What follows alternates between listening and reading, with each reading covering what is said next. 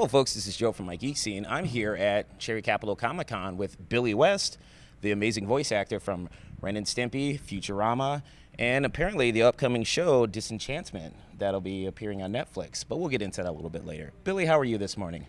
I'm doing fine for an old geezer. Yeah, you had your birthday recently, didn't you? Yes, I did. And this is the oldest I've ever been in my life. I would hope so. Yeah, of course. I meant like an hour from now, you'll still be the oldest that you've ever been in your life. Yes, that's right. Every second. Well, the last time I talked to you, I talked about your roles and some influences, and I'd actually like to bring up the influences again. So why was Sid Caesar one of your influences? Well, he was a guy from the 1950s who helped innovate television comedy. He was one of the pioneers. He could do dialects, hundreds of different characters, physical characters. He altered his voice slightly here and there. He was very versatile, but his performance was like nothing I'd ever seen. And my mom used to let me stay up late and watch him. And this was like the mid to late 50s, right here in Detroit. And little did I know that this guy, the first televised image I ever saw in my life, would have such a big influence on me later on down the line. And then, surprise, I got to work with him. What? In the same project. Him and another hero of mine, comedic hero, Jonathan Winters. And both of them, I was sitting in the room with doing a scene, and I couldn't believe it. It was surreal. What was the project? It was called Comic Book the Movie. It was Mark Hamill. Okay, yes. By John DiMaggio?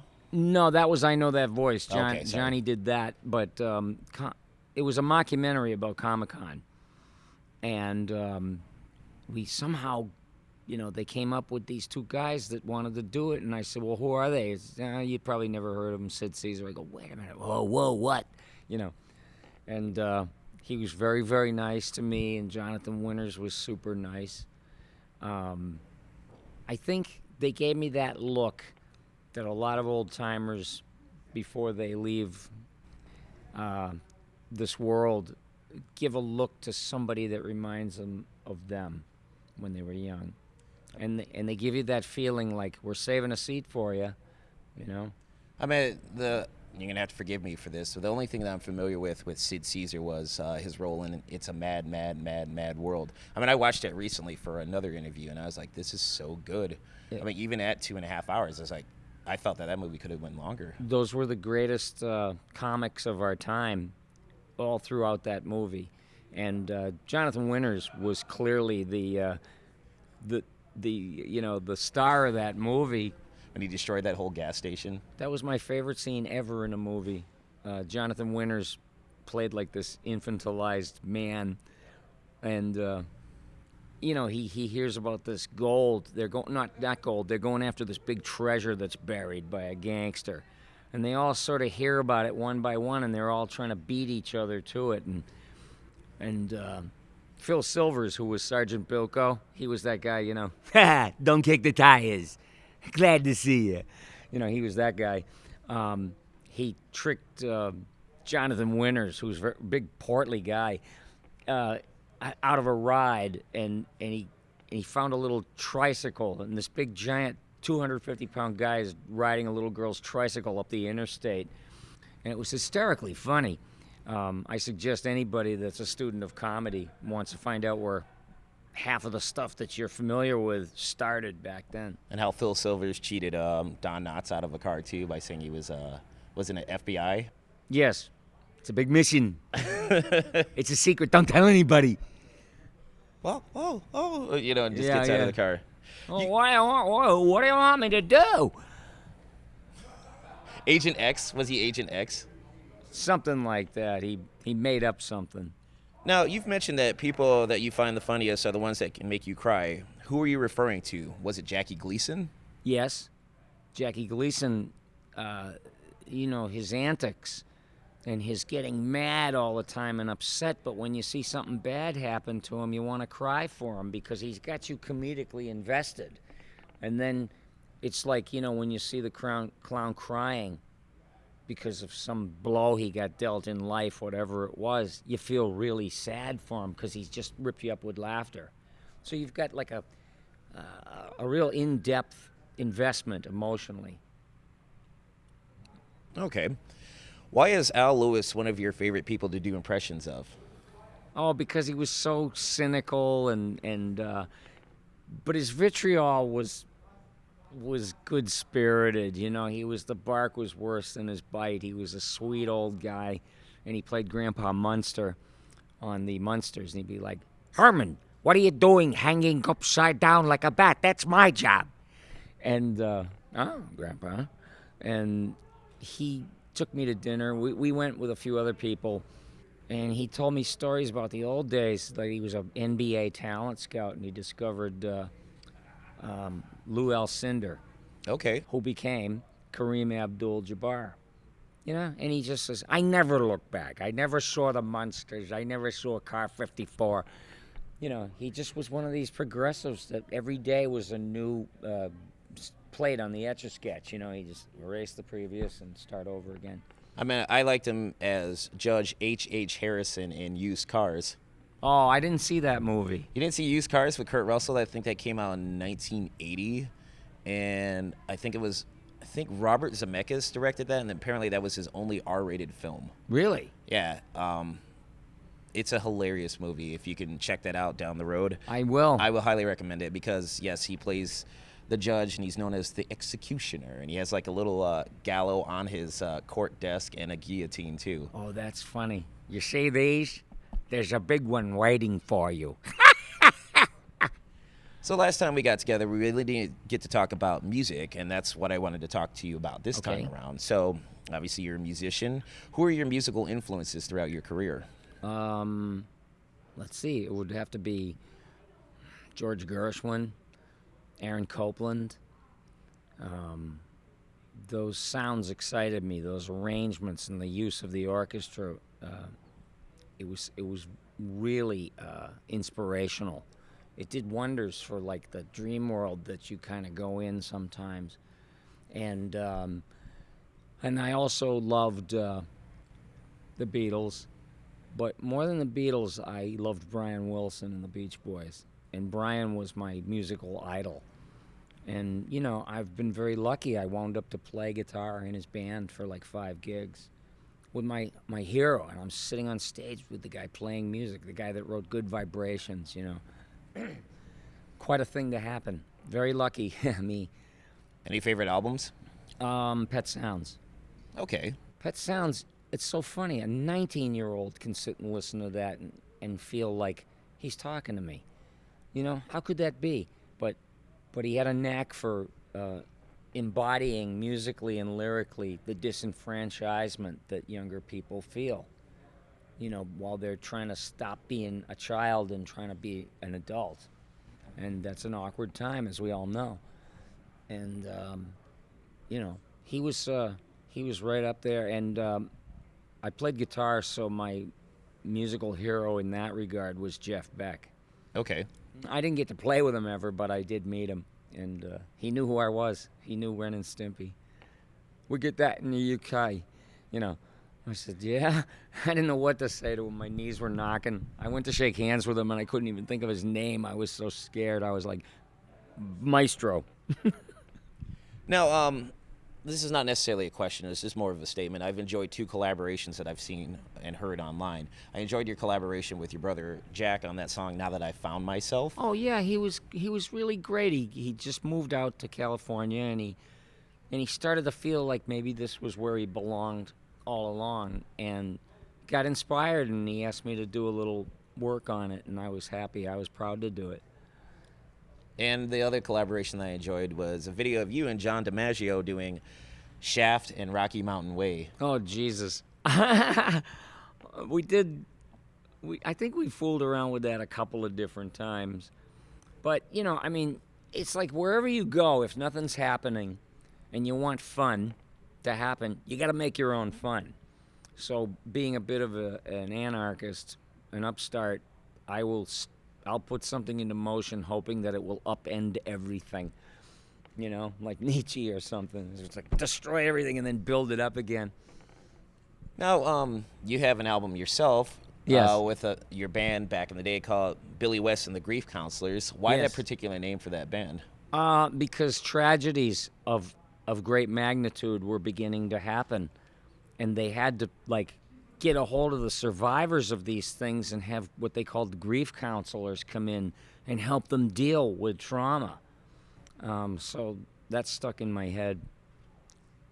What were some of the inspirations for some of the songs? Because I've only heard 2 songs. I Got to Get Laid and 4-Color World. I've not been able to track down that album. I've tried. Oh, let's see. I can probably get you a copy of it easy enough. You know what that was? It was more like I had all these ideas in my head for years, and I was afraid I would lose them if I didn't document them. So that's basically what it was. It was a placeholder for me to remember all this stuff that had been sitting in there, and I got it out. I just had a lot of fun. I did it for myself, actually. Okay. And then people happen to like some of the stuff on it. And 4-Color World was done with Jess Harnell. Okay. Great voiceover god from Mount Olympus. Wacko? Yeah, but he also did, oh, God, he did so much stuff. I guess Wacko was the one that sounded like Ringo. Mm-hmm. Yeah? Yes. Okay. That was the only thing I could think of for that one. I mean, I know he's done so much. All right. So, why was the Magnificent Montague one of your favorite radio shows while growing up? Because it was just funny, wall-to-wall funny. They had the funniest people writing these things. And the thing is, they didn't learn how to be funny from watching TV because there was no TV.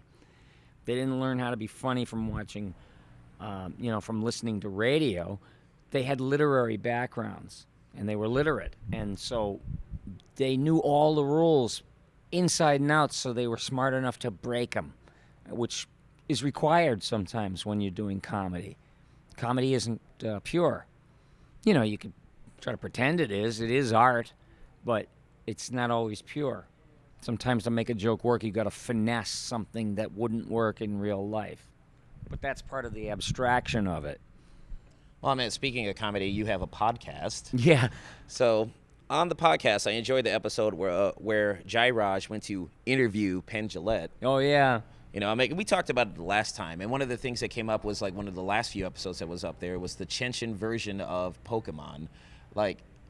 Who came up with that? Oh, me and my partner Jim Gomez. Jim and I write this stuff, and he was an animator and an artist, and what else? I know he did a lot of things.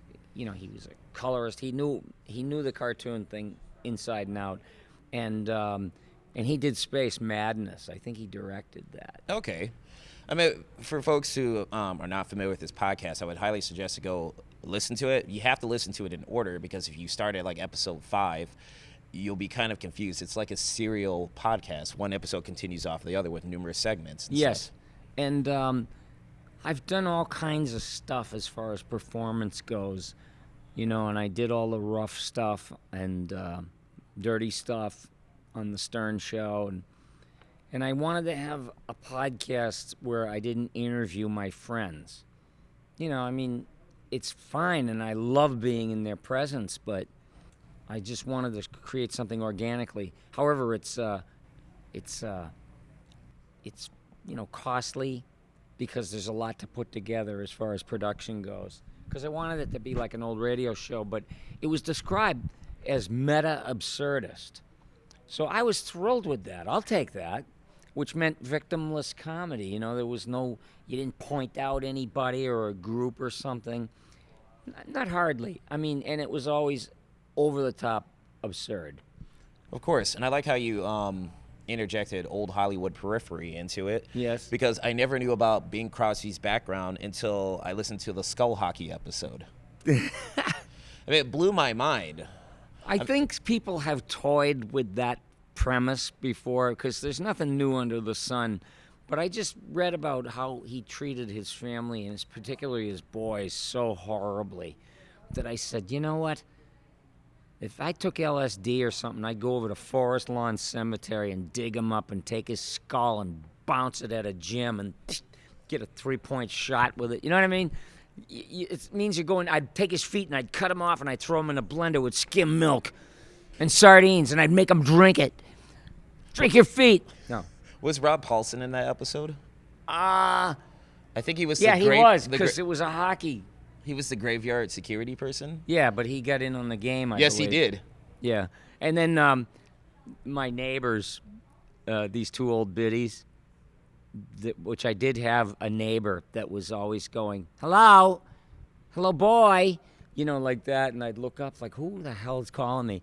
And Charlie Adler played Irma. Okay. They joined the game with us. Yes, I mean, it's been a while since I listened to that. I mean, it was last year. And Charlie is so delightful. I mean, he plays these old grannies, and the guy can do anything. It thrills me to talk about my friends and my colleagues because they can do anything. They're marvelous people. Now, the last episode I heard was episode 10, and it had an uncertain ending at the end. It kind of left on a cliffhanger. You didn't know whether or not the fates of the two podcasters, you and your friend. Yes. Now, when is there episode 11? Is that still coming? Yes.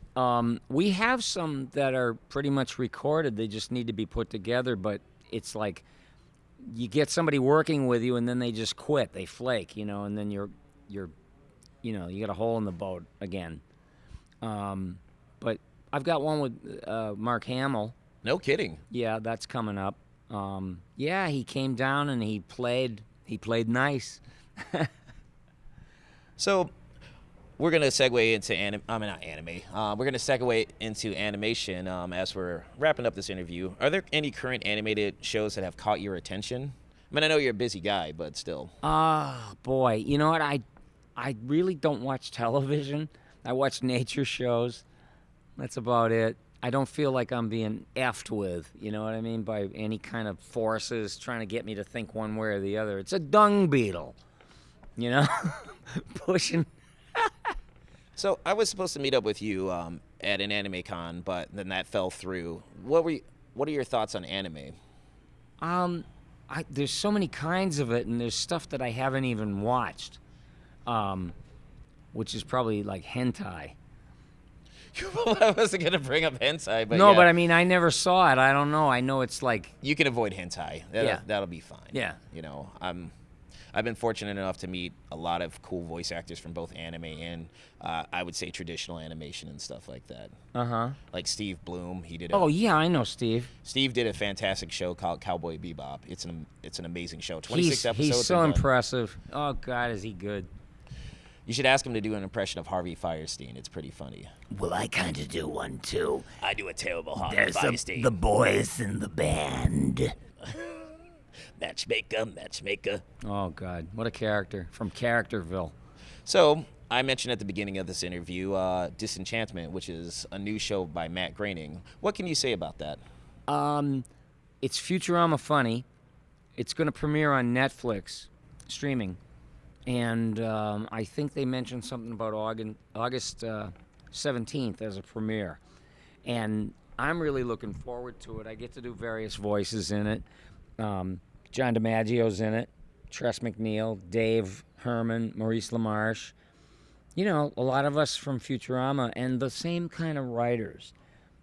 Cross-pollinated Simpsons, Futurama. And they got this particular way of thinking and how they interpret humor.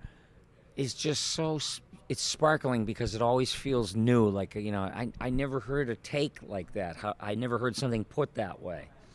So, are you allowed to say the name of one of your main characters? Well, I play a character named Sorcerio, who is this is in a world like filled with kings and queens and elves. A fantasy world? Yeah, totally. And it's skewed, of course, with the Matt Groening bent, on it. But it's so funny. And John plays this king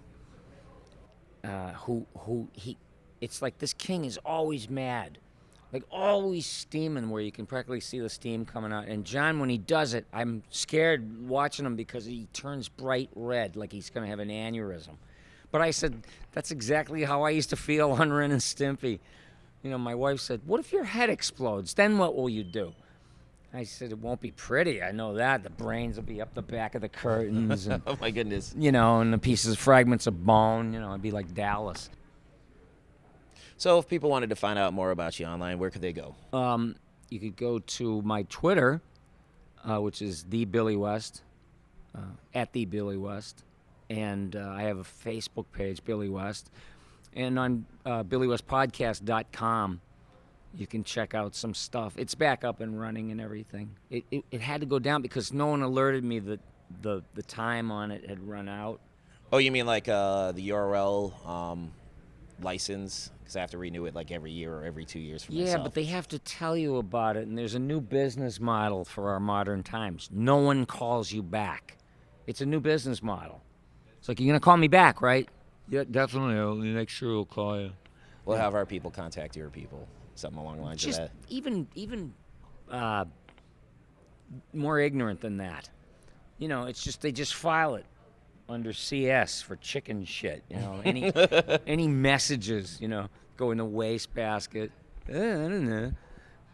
Yeah, I hear you on that. Sometimes me trying to contact agents to set up interviews ahead of time, and then, like, I'll get that initial reply, and then months go by. I'm like, well, is there anything? And then still nothing. And then I got to approach the person at the show. It's like, oh, well, we just lost track of time and stuff like that. And I'm like, Yeah, but if you were Frank Rich from the New York Times, it's like, hi! You know, they'd be right there. oh, immediately. Yeah, but you know what it is I had the whole business explained to me by my agent, and it was very succinct. He said, "There is no loyalty in Hollywood."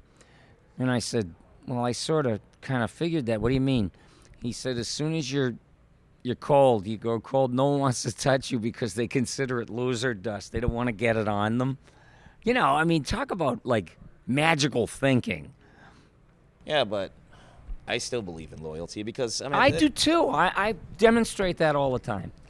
I mean, that's ridiculous just to throw somebody away because they're not the in thing. You know, I mean, people still have a lot to give and offer. Yeah, but Hollywood in particular, and it's always been that way, somebody's grinning at you, and they're like, how you doing? You know, because they're just x-raying you to see what they can get out of you, and if it looks like you're going to hit the brick wall, they just turn like an automaton and go the other way. Smiley glad hands with hidden agendas. Yeah. So, final question. Yes? What would you like to say to your fans throughout the years? I love you. No, I really do. I'm considering myself one of the most fortunate people in the world. And I think most of us feel that way. I know Tom Kenny does, SpongeBob. When I talk to him, we always wind up talking about gratitude. Like, what are the odds, if you only knew the odds of like, not only being in the business and working, but becoming somehow prominent or becoming somehow, iconic. It's a billion, multi-billions to one. It really is. And it can be, you know, it could be your day one day. But I was kind of cocky when I came to New York when I first moved from Boston. I said, I used to tell people this in joking. They say, well, what is it you're looking to do? I said, I want to be flavor of the month 12 times a year. You know, and they were like, okay, you know, but they kind of took it seriously, and I wouldn't take no for an answer. You know, I was just tired of having people, you know, they're just too lazy to bother with you. And that's all it is. But if they could only see what you did, it's like, you fools, I'm just trying to put some money in your pocket. What do you have to be dragged kicking and screaming into the 21st century here? Yeah, I hear you. Yeah. Well, Mr. West, once again, thank you so much for Thank doing you, Joe. another interview with me. I appreciate it. I wish you all the best that the world has to offer you. Thank you. Yes. That's awesome that you would say that. Well, you know, you got to put it out there. I try. I keep do. slugging away. I believe in that. Just say right out. Well, folks, this is Joe at Cherry Capital Comic-Con with Billy West again. That's all for air, folks.